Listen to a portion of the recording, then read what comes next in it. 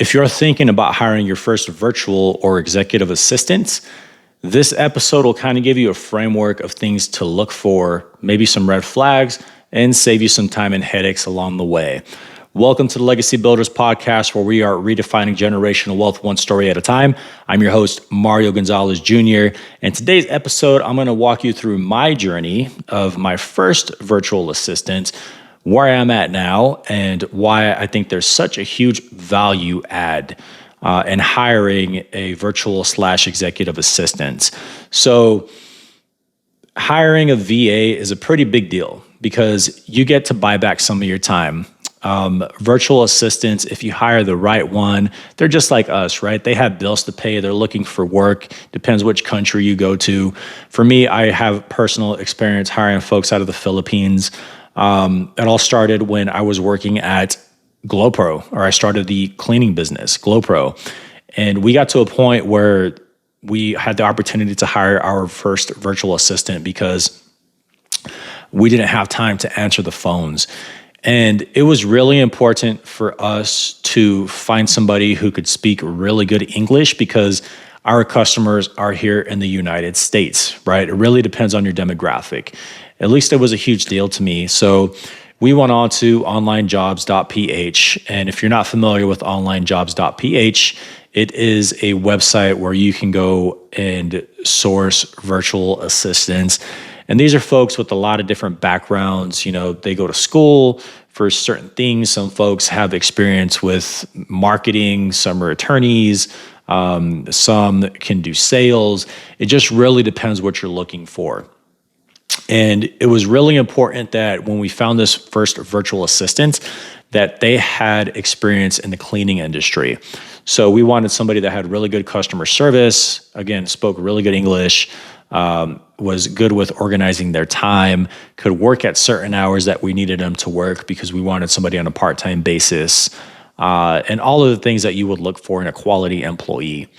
So our first round of interviews was a little overwhelming because a lot of folks in the Philippines are applying and looking for jobs, a lot. So when you submit an application, you're getting hundreds of applicants that you have to try and filter through. So naturally, going down the list, we look at resumes, want to make sure that there's good English, at least, you know, what folks are writing out, looking at the resumes. And there were some really good, clean resumes. And I would get 10 applicants, set up 10 interviews. I found what I thought were a few good candidates. But just the English that I was hearing was not good enough for my particular standards, right? So I created a system. And what this system was it allowed me to filter not only the good English speakers, but the folks that actually paid attention. So that was kind of the starting point. And I had a blurb. It was maybe a 2 to 3 sentence blurb. And at the very top of the job posting description, I wrote something like, the candidate who is applying for this role must read and record this transcript and send it to me to be qualified, or for the first qualifying round, okay? And so that allowed me to do a couple of things. First, it allowed me to see if this person was a good English speaker, but then it also allowed me to see if they would even read instructions. That filtered out a lot of folks. So instead of maybe 300 applicants, narrowed down to 30 or 40. Still a lot. However, from that point, I was like, okay, people who did not bother to send me the recording obviously didn't look at the instructions, so they don't qualify. I didn't even give them a second look. I was like, okay, there's round one. Round two was going through and listening to all of the audio transcriptions, okay? So playing it back, if it didn't sound to my standards for what I was looking for as far as like a native English speaker, then I kicked them to the side, marked it, replied, hey, thanks for applying, decided to go in a different direction. I was able to narrow down that list from 300 to about 500 quality applicants based on their level of comprehension, so reading instructions, and just the way they sounded on the phone. From there, it came down to core values, okay?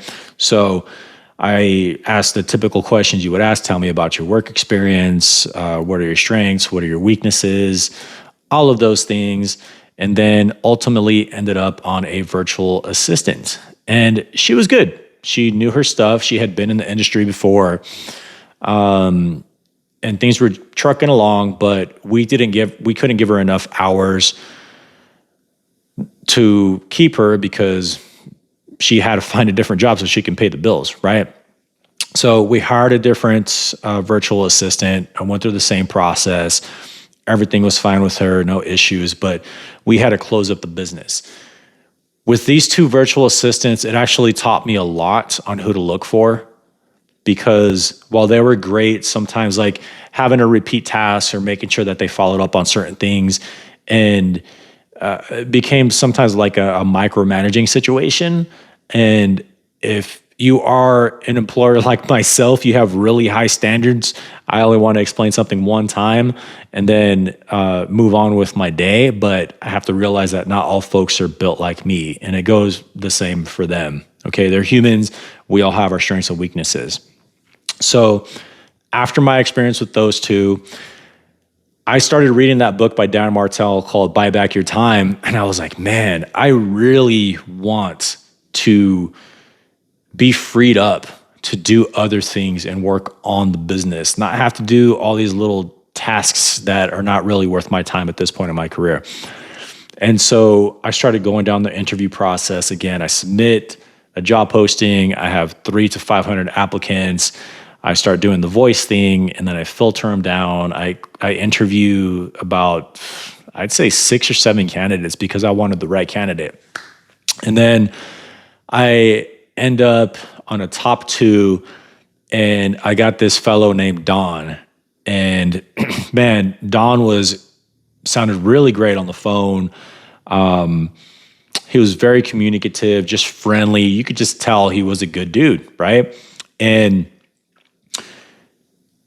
I went through a couple of different rounds with each of my candidates, and Don shot me an email after the interview process, and he was like, hey man, based on our conversation, again, thanks for your time, but based on our conversation, here's a list. I did some research. These are some ways that we can tackle this scenario, right? So basically he did the project before I asked him to do a project before I hired him. So that just showed me a lot of initiative. And I was like, man, that's my guy, right? And so Don is a freaking beast. He runs my sales. He runs back-end operations for both my businesses. I have a lot of time back, and dude is just loyal, man. A lot of virtual assistants, like, again, they're looking for work. They're trying to make ends meet. And so every time I can, I pay him like bonuses. I find creative ways to make him money. I had him, like, early on when I hired him, fill out a sheet, be like, okay, what do you need to like survive right now? And then what do you need to be comfortable, right? Monetary wise. And so he's been with me for about a year now. And I honestly don't know what I would do without him. So if you need an executive assistant, definitely start looking at that. I ended up hiring his wife too, because she ended up getting let go from her employer and needed a job. And I'd say 2 to 3 months before that actually happened, I kept asking Don, I was like, hey man, do you think your wife would ever want to work for me? And we would joke around a lot. And I was like, I know I expect a lot, And so ultimately, when she did end up getting let go, I was like, okay, I can't afford to hire her full time right now, but I do want to bring her on at least part-time if that's okay. And if it's a good fit, then we can continue. So right now, Don is still my executive assistant. He handles a lot of the contracts. He might deal with customers, complaints or customer support. He does my sales. Anytime I need to rebook a flight, he's my dude. So there's a lot that he does. And then Raj is kind of his assistant. So she does a lot of my social media, a lot of more of the tedious tasks. And so they're both doing things that they love to do. And we're working on a crap load of projects together. And I, for one, am the type of person that if somebody is loyal to me, like I want them to flourish, I want them to grow, I want to figure out how to get them their form of generational wealth. And I remember early on when I first hired Don, he's like, man, I want to be able to buy a car someday so I don't have to keep borrowing them, or having to be driven around.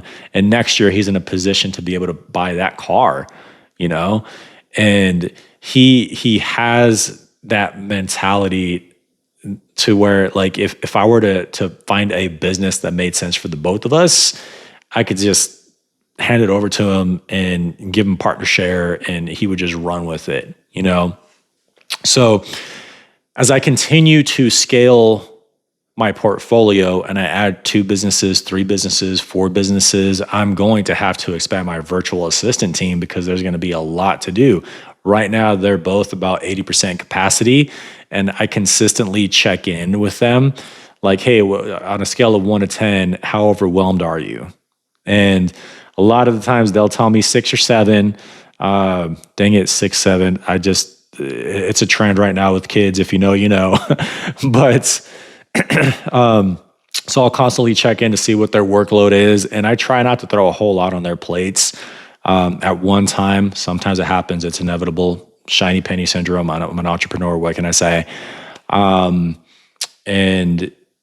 they'll adjust to the new workflow, to the new pattern. We're doing a lot of things automated now. So sometimes it's me like coming up with the framework they implement and then they get to move on to the next thing. But as I acquire another business, maybe 2, I am going to have to hire another virtual assistant. But in the end, it is well worth it because you are buying back your time. At least I did. I absolutely 1,000% see the value, and do your research. There's a lot of platforms. There's a lot of different countries. There's a lot of folks out there. It just depends on what goal you're trying to achieve.